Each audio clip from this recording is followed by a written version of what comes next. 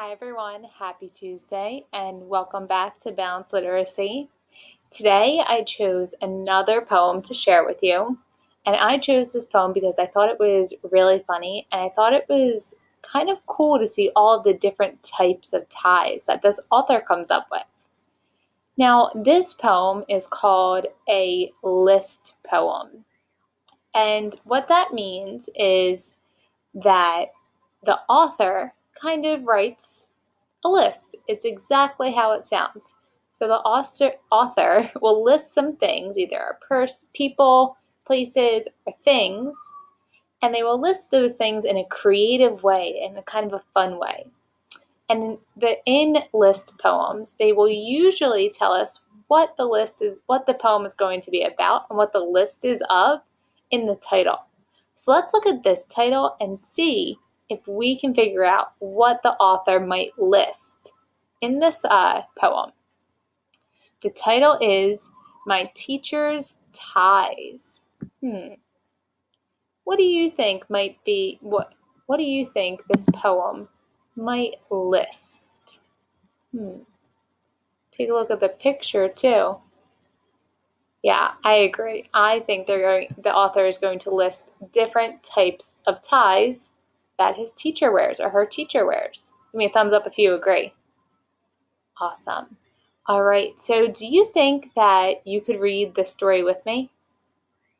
Awesome. All right, so join me and let's read this poem together. We're going to read in our best reading voices, nice and smooth and scooping up those words.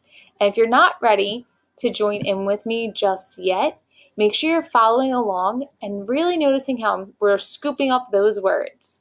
All right, let's get started. My teacher's ties. My teacher wears a different tie for each day all year through. One has baseballs, one has anchors, one a kangaroo. Here are some are skinny, some are wide, a couple frayed and torn. He never wears the same one twice. I've tracked each one he's worn.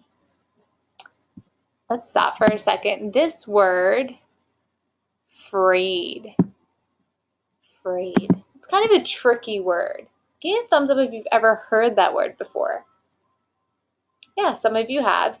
And the word frayed, it just means kind of torn apart at the end of something.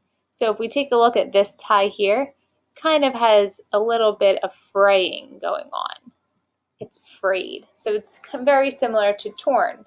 And you can see that torn is right next to this word also. All right, let's continue.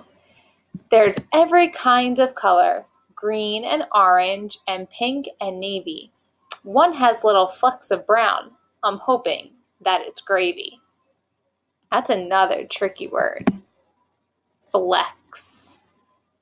What do we think? Let's take a guess. What do you think that word flex might mean?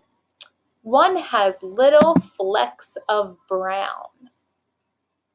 If they're talking about kinds of color, little flecks of brown, and the author hopes that it's gravy, what kind of pattern might this be? Maybe it's a pattern? What do you think?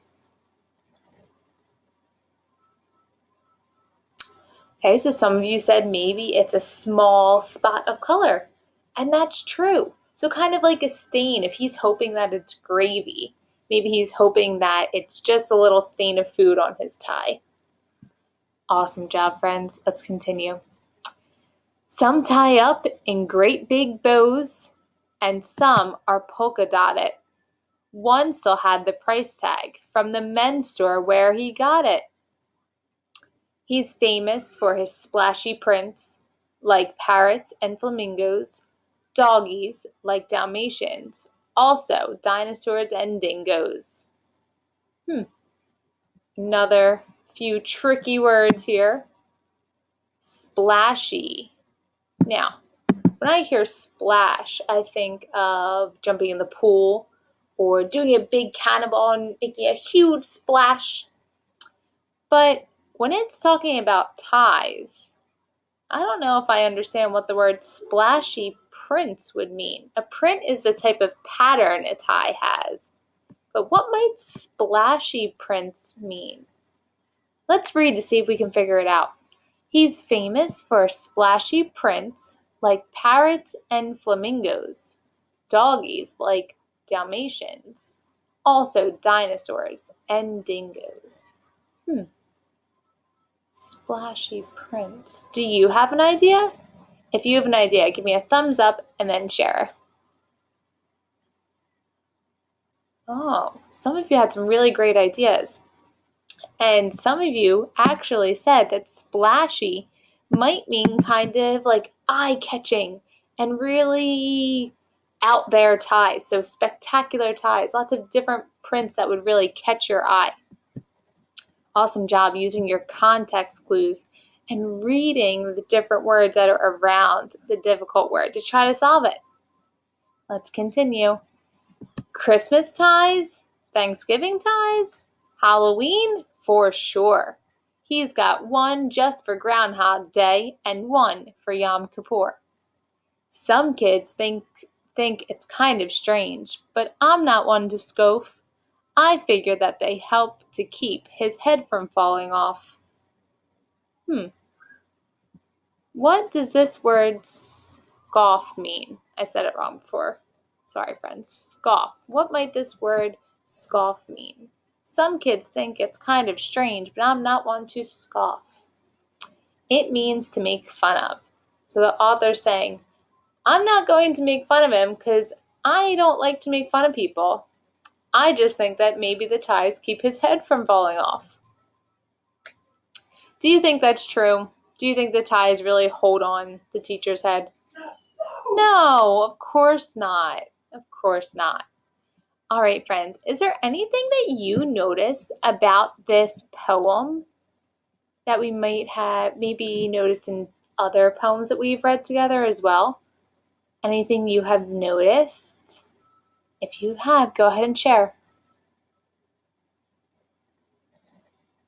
I hear a lot of great noticings. One thing I did hear some of you say is that not every ending word rhymes, but every other word rhymes. So let's see one, for example. Up here it is. Not every line rhymes, but every ending word in the sentence rhymes with the next ending word in the sentence. Sorry, there's something in my eye. All right, let's get started.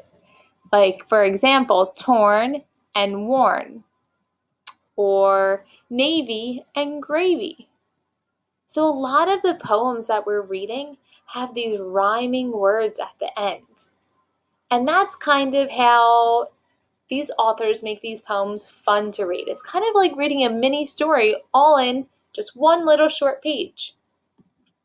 All right, do you think we could read this whole poem one more time, really focusing on our reading voices, making sure our reading is nice and smooth? Let's sound like great readers. Ready? Here we go. My teacher's ties. My teacher wears a different tie for each day, all year through. One has baseballs, one has anchors, one a kangaroo. Some are skinny, some are wide, a couple frayed and torn. He never wears the same one twice. I've tracked each one he's worn. There's every kind of color, green and orange and pink and navy. One has little flecks of brown. I'm hoping that it's gravy. Some tie up in great big bows, and some are polka dotted. One still had the price tag from the men's store where he got it. He's famous for his splashy prints, like parrots and flamingos, doggies like Dalmatians, also dinosaurs and dingoes. Christmas ties? Thanksgiving ties? Halloween? For sure. He's got one just for Groundhog Day and one for Yom Kippur. Some kids think it's kind of strange, but I'm not one to scoff. I figure that they help to keep his head from falling off. Thank you, friends, so much for reading with me today. I hope that you're really starting to enjoy these poems because I know I have. They're a really fun way to kind of learn about new things and a fun way to read different types of stories. So I hope you all have a great rest of your day, and I will see you later. Bye.